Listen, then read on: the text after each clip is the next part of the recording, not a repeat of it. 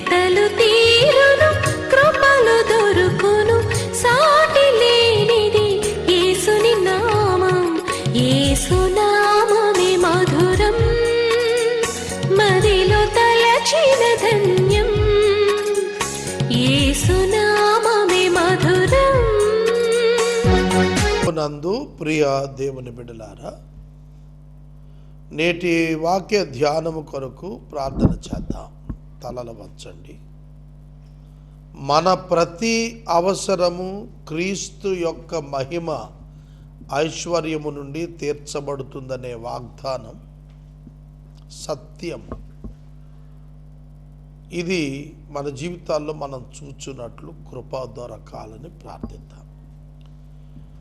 మమ్మలను మిక్కిలిగా ప్రేమిస్తోన్న మా ప్రియ పరలోకపు తండ్రి, మీ పరిశుద్ధ ఘననామమునకు వందనములు, స్తోత్రములు. మీ కృప చేత మా ప్రతి అవసరము మహిమ ఐశ్వర్యమున తీర్చండి ప్రభు. హోలీ వీక్ అని పిలువబడుతున్న కాలమున వాక్యము వింటున్న శ్రోతలు రక్షణ పొందుటకు కృపనివ్వండి. రక్షణ పొందిన వారు నీ సారూప్యానికి వచ్చుటకు కృపనివ్వండి. మీరు మాట్లాడగా మాకు క్షేమం కలుగుతుందని నజరేయుడైన యేసు నామమున ప్రార్థన చేస్తున్నాను తండ్రి, ఆమెన్. ప్రియమైన దేవుని బిడ్డలారా, రోమా పత్రిక 8వ అధ్యాయము 5వ వచనము నుండి వాక్యాన్ని గమనించండి. గత దినము మనము దేవుని నీతిని గూర్చి, శిక్షా విధి నుండి కలిగిన విముక్తిని గూర్చిన విశేషాలు ధ్యానము చేశాము. 5వ వచనం, శరీరానుసారులు శరీర విషయముల మీద మనస్సు నుంచెదరు, ఆత్మ అనుసారులు ఆత్మ విషయముల మీద మనస్సు ఉంచెదరు. శరీరానుసారమైన మనస్సు మరణము, ఆత్మానుసారమైన మనస్సు జీవమును సమాధానమై ఉన్నది. ఏలయనగా శరీరానుసారమైన మనస్సు దేవునికి విరోధమైనది, అది దేవుని ధర్మశాస్త్రమునకు లోబడదు, ఏమాత్రమును లోబడదు. కాగా శరీర స్వభావము గలవారు దేవుని సంతోషపరచనేరరు. 5, 6, 7, 8 వచనాలు చదివాను. ఇందులో శరీరానుసారమైన మనస్సు అనే పదం చాలా చక్కగా కనిపిస్తుంది. 5వ వచనంలో శరీరానుసారులు, శరీర విషయం అనే పదం మనకు 3 పర్యాయములు. 7వ వచనములో ఒక పర్యాయము, 8వ వచనములో ఒక పర్యాయం. శరీర శరీర శరీర శరీర శరీర అంటూ 5 టైమ్స్, 5 పర్యాయాలు శరీర స్వభావము, శరీరానుసారమైన మనస్సు, శరీరానుసారమైనటువంటి జీవితము గురించి ఇక్కడ రాస్తున్నాడు. ఆత్మానుసారమైన మనస్సు, ఆత్మానుసారమైనటువంటి విషయములు రాస్తున్నాడు. అనుసారము అంటే అనుసరింపు పొందుతున్నవి, దగినవి అని అర్థం. శరీర సంబంధులు దేవుని సంతోష పెట్టలేరు, ఆత్మ సంబంధులు దేవుని సంతోష పెట్టగలుగుతారు. శరీర సంబంధులు అంటే ఎవరు? Who walk according to the flesh,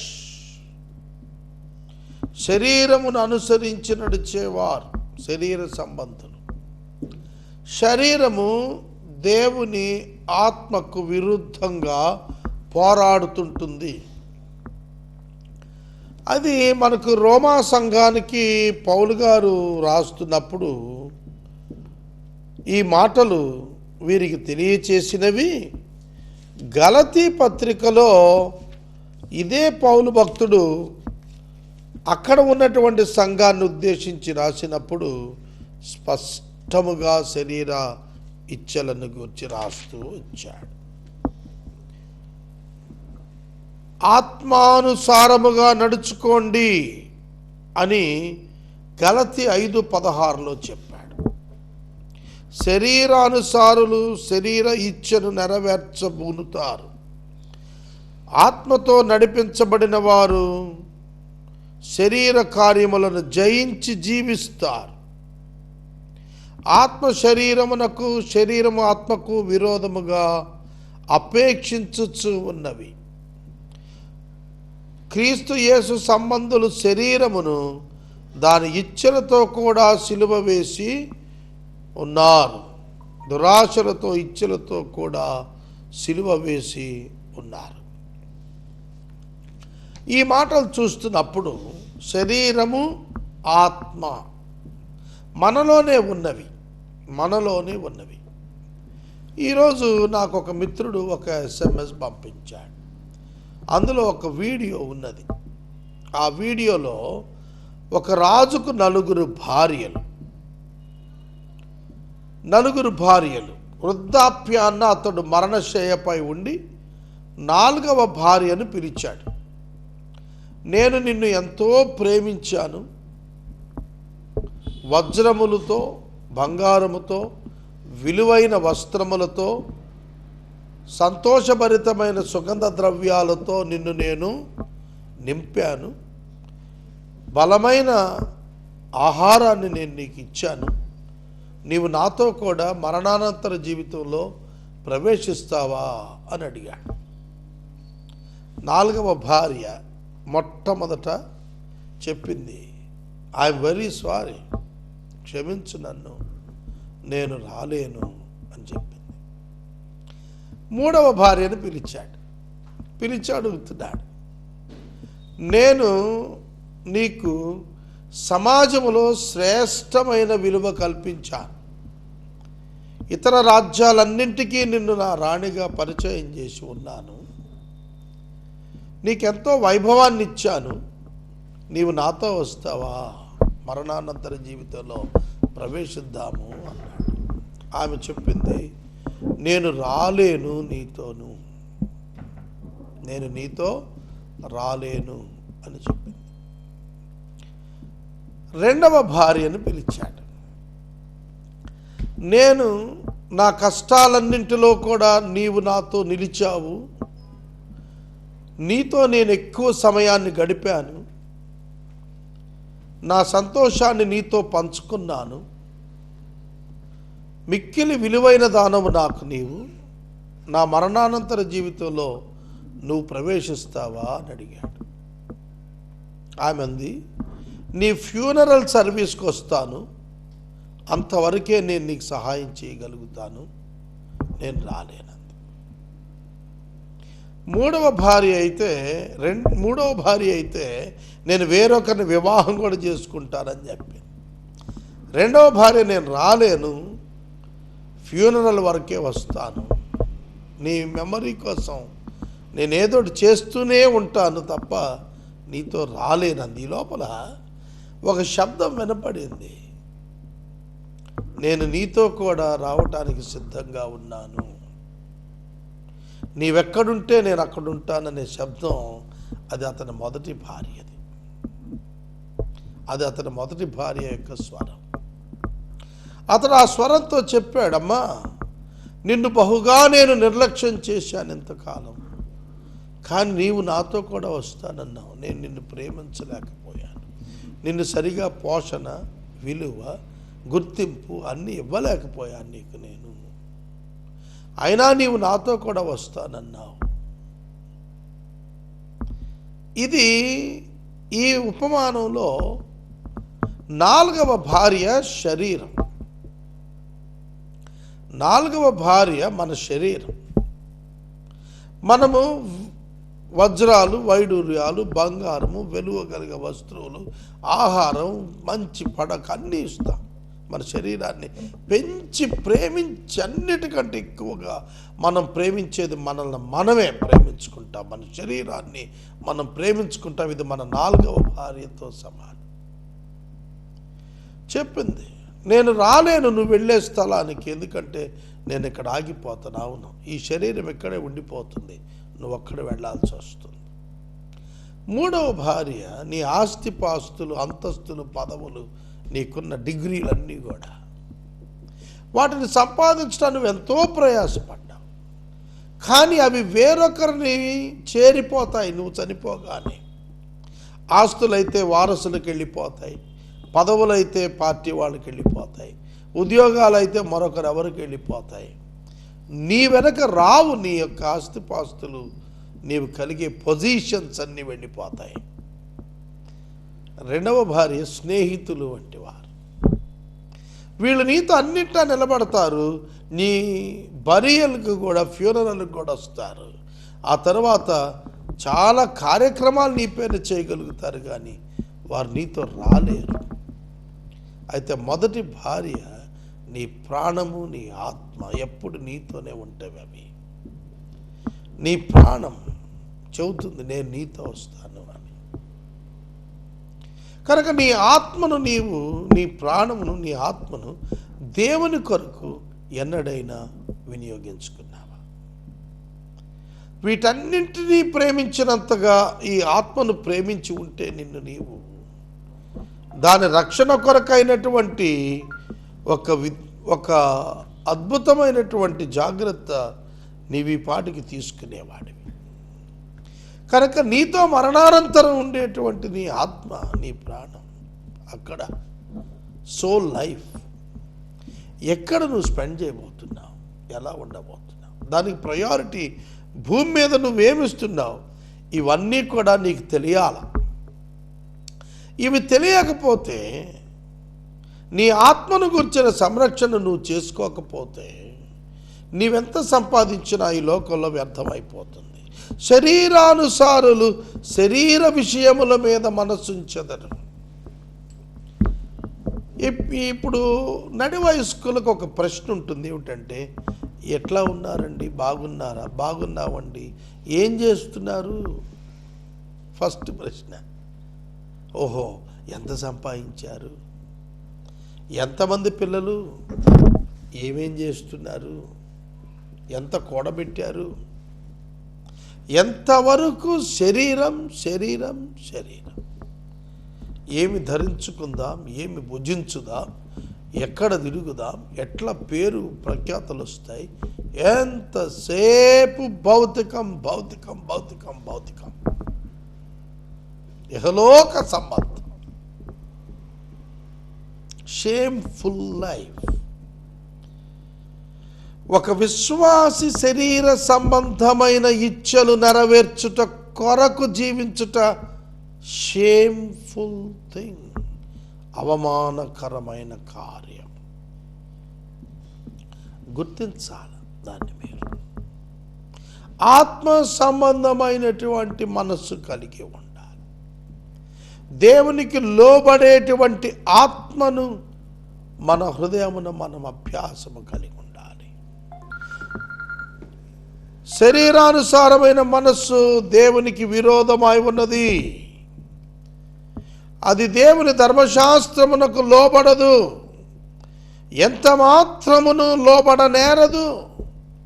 శరీర సంబంధమైన మనసు దేవునికి విరోధము, దేవునికి లోబడదు, దేవుని యొక్క ధర్మశాస్త్రములకు లోబడదు, మరియు దేవుని సంతోషపెట్టలేదు.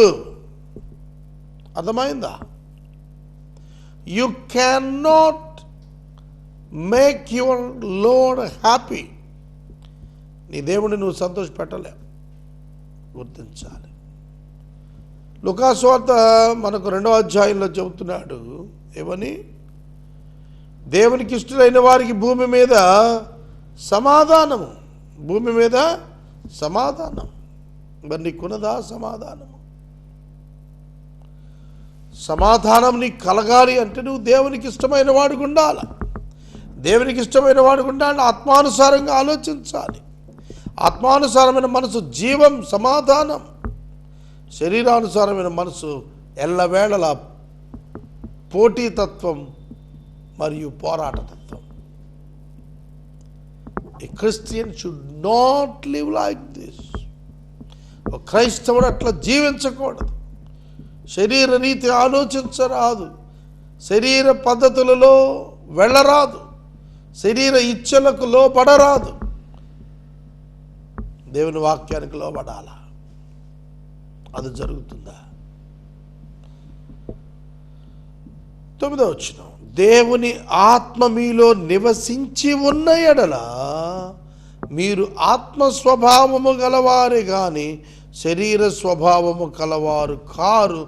ఎవడైనను క్రీస్తు ఆత్మ లేనివాడైతే వాడు ఆయన వాడు కాడు. పరిశుద్ధాత్మ దేవుడు నీ హృదయములో ఉంటే నీవు శరీరము విషయమున మృతముగా ఉంటావు, ఆత్మ సంబంధమున జీవించి ఉంటావు. శరీర ఇచ్ఛలను ప్రేమించవు, వాటిని అభ్యాసం చేయవు. You cannot think of this earthly life. ఈ భౌతిక సంబంధమైన జీవితం కొరకు నీవు వెంపర్లాడకుండా జీవించగలుగుతావు. దేవుని ఆత్మ మీలో నివసిస్తే మీరు దేవుని కలిగిన వారై పరిశుద్ధంగా జీవిస్తారు, జీవము కలిగి జీవిస్తారు, పవిత్రమైన మనస్సాక్షితో జీవించగలుగుతారు. మీలో క్రీస్తు ఉన్న ఎడల మీ శరీరం పాప విషయమై మృతమైనది కానీ మీ ఆత్మ నీతి విషయంలో జీవం కలిగి ఉంది, జీవం కలిగి ఉంది. But if Christ is in you, although the body is dead because of sin, the spirit is life because of righteousness. The spirit is life because of righteousness. నీతి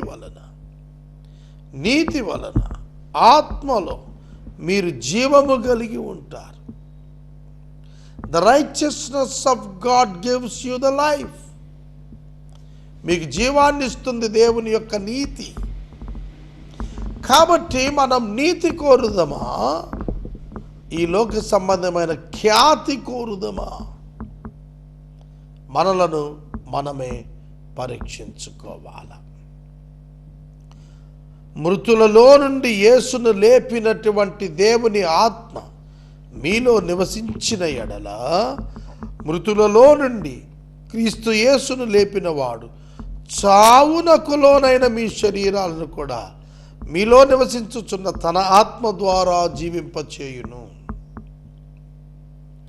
2 పర్యాయములు దేవుని ఆత్మ మీలో నివసించిన ఎడల, యేసును లేపిన వాని ఆత్మ మీలో నివసించిన ఎడల, the Holy Spirit God, if he dwells in your heart, నీ హృదయములో నివసించిన ఎడల, you will see a miracle.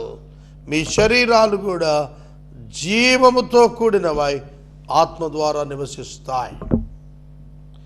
You will win a glorious and victorious life over the sin. You can overcome the sin in this world.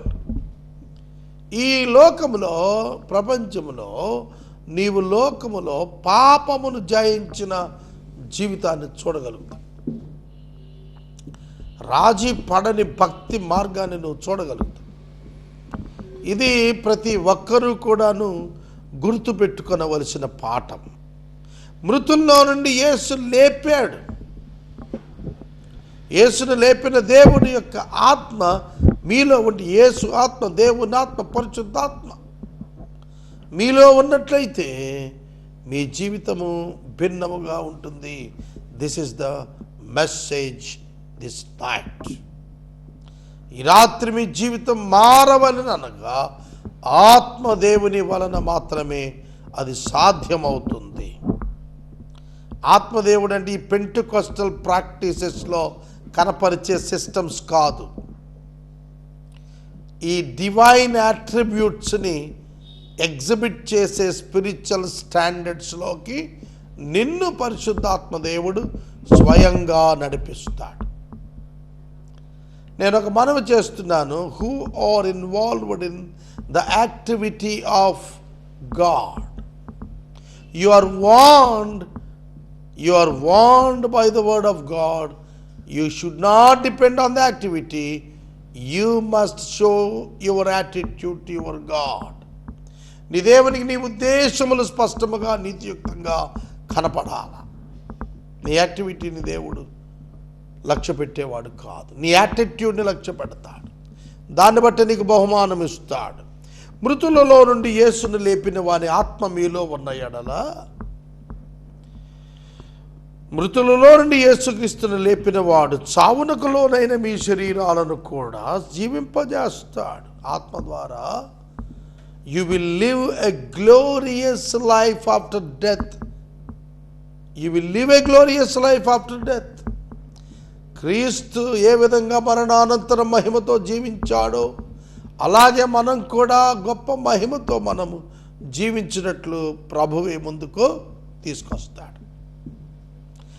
God will take over us.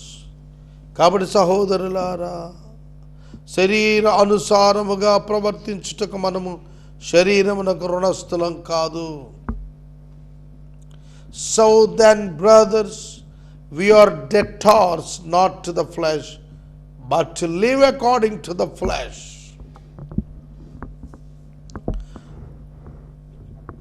So then, brothers, we are debtors, not to the flesh, not to live according to the flesh.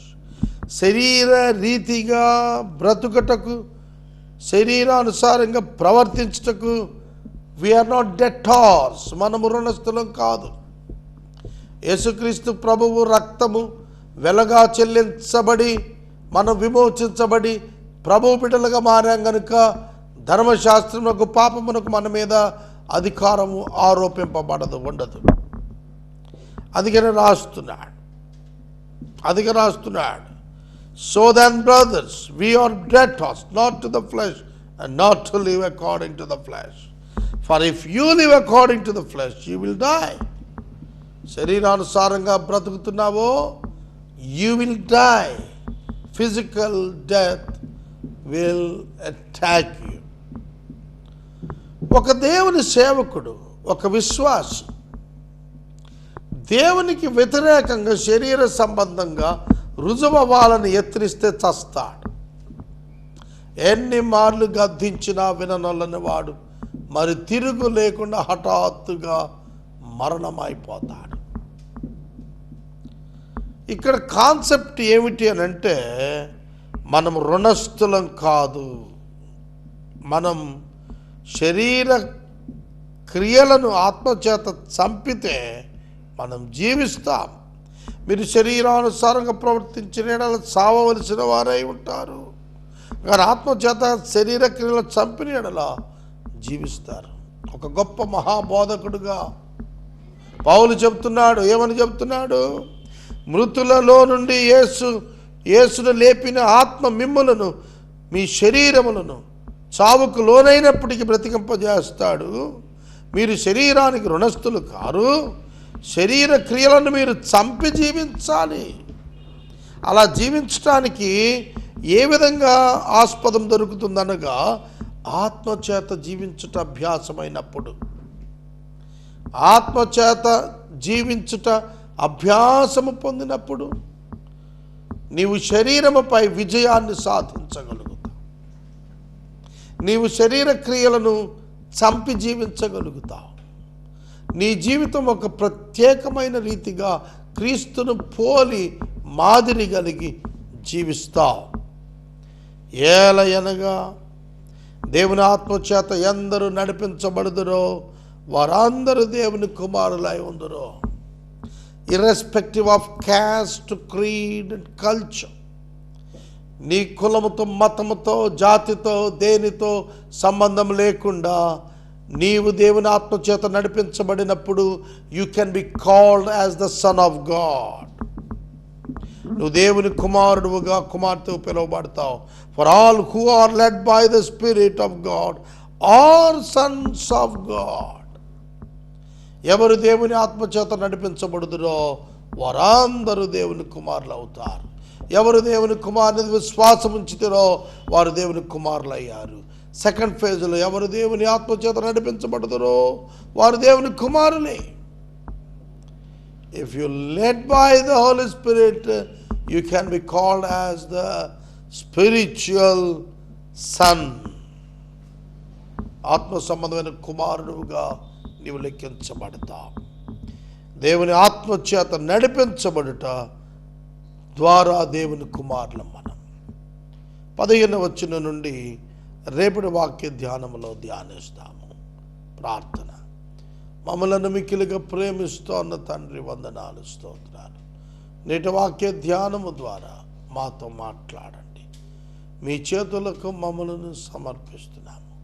యేసు నామమున ప్రార్థిస్తున్నాము తండ్రి, ఆమేన్. తండ్రి అయిన దేవుని ప్రేమ, కుమారుడైన యేసయ్య కృప, పరిశుద్ధాత్మ దేవుని యొక్క అన్యోన్య సహవాసం సదాకాలం మనందరికీ తోడైండును గాక.